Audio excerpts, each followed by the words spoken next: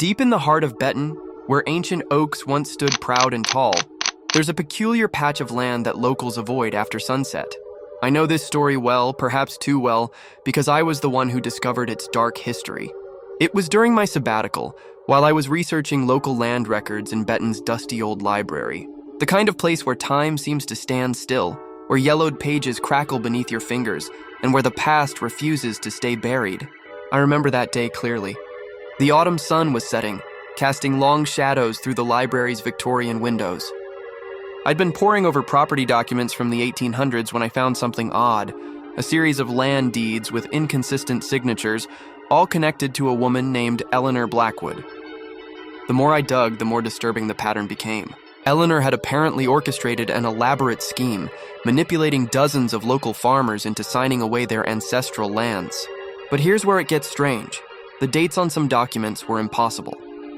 They were signed after several of the farmers had already passed away. I started visiting the site of these old properties, now just a barren stretch where the woods used to be. That's when I first heard it. A wail so mournful it made my blood run cold. Through the mist I saw her. A figure in a Victorian dress, her face contorted in eternal anguish. Night after night I returned, watching her pace the boundaries of what was once a thriving forest. She would stop at certain points, wringing her hands, her screams echoing across the empty land. These weren't just random movements. She was tracing the property lines of her fraudulent deals. I spent months researching ways to break her curse, consulting with local historians, paranormal experts, even descendants of the farmers she'd wronged.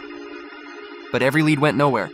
Some locals say she's Eleanor Blackwood herself, condemned to eternally walk the land she stole, haunted by her own guilt. The woods of Betton hold many secrets, but this one refuses to rest. Even now, on quiet nights, you can hear her cries carrying on the wind, a chilling reminder that some debts can never be repaid, some crimes never forgiven.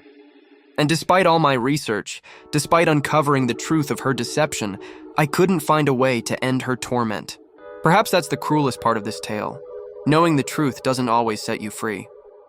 Sometimes it just confirms that some mysteries are meant to remain unsolved, some souls destined to wander forever in the shadows of their misdeeds.